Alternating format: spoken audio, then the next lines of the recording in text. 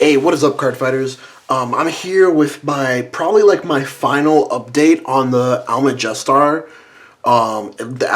Mask deck until future support. And I've seen the promo. I don't think the promo is enough to what this particular strategy is missing.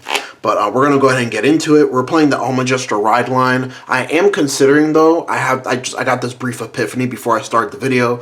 I am thinking because there's a lot of times where it's not that these are bad cards. These are like they're good cards, but there's a lot of times that these clog your board, and you just kind of want to like call over them, or you kind of like want to intercept them away, and like they kind of like clog your board. But you I don't know. I don't know if it's still necessarily correct or not to play the ALMAJESTAR line. It was just something I was toying around with. But moving on to the grade 3s, we're going to go over the mask package first, because that's just easiest. 4 copies of ALMAJESTAR Biku Mask. She's the whole deck. You need to run her at 4. You need to see her at least once for this deck to function. And this deck is a deck that does kind of, unless you have like a ton of crits in bind, which doesn't really happen that often in my playtesting, it's a deck that just like heavily relies on Persona Ride, so you do want to see Persona Ride as much as possible. And we're maxing out on the main deck copies of Unica as well, because it is also, which is kind of like a crutch for this deck as well, is the triple drive effect off of removing OG Unica from the game. So you do want to max out on those as just like pitch fodders, so that you can activate Biku Mask's effect later on in the game. 3 masks of Hydro Gum. The reason is we're playing a Soul Charge engine within the ride line and in our grade 1 slots. So I don't believe we need to max out on 4. We're not playing the grade 2 mask searchers in the deck. For now, at least, I feel like they're just not very necessary, and this deck is very counterblast and soul heavy as it is. So that was kind of like one of the first cards I cut that I felt like I didn't necessarily need. And then for our final grade 3, this is kind of like a 4-of that can kind of be like whatever you want of your choosing. But I've really liked Causality Dragon in this deck. Oh, can't really see him there. Put him right here. Yeah, I really liked 4 copies of Causality Dragon in this deck. It just, again, there is lots of boards where like your board is just like kind of like clogged up. And Causality Dragon just like lets you free up those slots while building soul at the same time. And it gives you access to extra spot removal. But I'm getting on to the rest of the 2s here. 4 copies of the new grade 2 Phonograph. She just lets you draw cards for a CB. Like, the only cards you want to use CB on is you want to use your CB on your Dyna grade 2, your grade 3 Biku Mask, and your Phonograph to be able to draw cards. And she becomes a beater for every 2 crits in your bind zone. So she just scales as you get more crits in the bind zone. But you usually tend to not really get that many, at least in my personal play testing of the deck. And then 4 copies of Kite's Peak. Kite's Peak is only a 15k beater by itself, but we're still playing it in the deck just because it's a 10k shield. And if you have 2 triggers in the drop zone, it's just like a free Soul Charge 2 that doesn't cost anything. As long as you have an ALMAJESTAR Vanguard, I believe. Yeah, you just have to have ALMAJESTAR Vanguard for that effect to go off. And then moving on to the grade 1s, we're going to get onto our Soul Charge package here, and something that just like helps the deck in terms of power scaling reach a higher ceiling is 4 copies of You Know Him, You Love to See Him. He's been in a lot of my Dark States decks recently. 4 copies of Brainwash Swirler. It's been a consistently good card since set 4. Like, you know, it's just, you know, 5k for every time you Soul Charge. Who knew that'd be really good? But yeah, 4 copies of Brainwash Swirler plus Soul Charging in this deck is really good, especially since you're very soul hungry. And then 4 copies of Gungan Ram.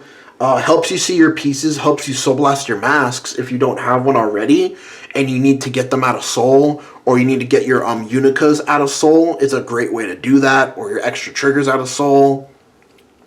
It's just a great engine to be able to, like, you have a great use for the excess soul that you are creating and convert those into card advantage.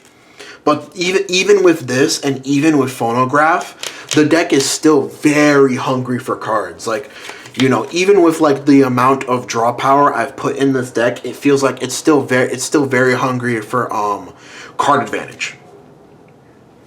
3 DPGs and then 1 Blitz Order PG. Not much to say here, just because your Jewel's in the format. Basically the only real reason why we're playing this. If we were still in set 12 format, man, I would still be rocking the 4 DPGs. And like, because during that format, not a lot of people were playing Stride deck sets.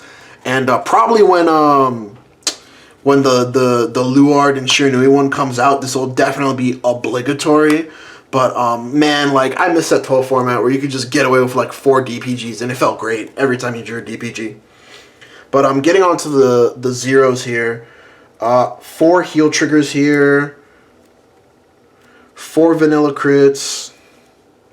4 into soul crits. This is just like something that's I would actually say quite necessary for this deck, is just because of how soul hungry you are. Like, you're soul blasting 3 off of Gungan Ram, you're soul blasting 3 off of BQ Masks. You lose 2 soul off your ride line, because when you ride up to your grade 3 Unica, the grade 2 Dyna and then the grade 1 Sparta Superior call themselves from soul, which is great in terms of board advantage, but you know, you're losing out on that 2 soul.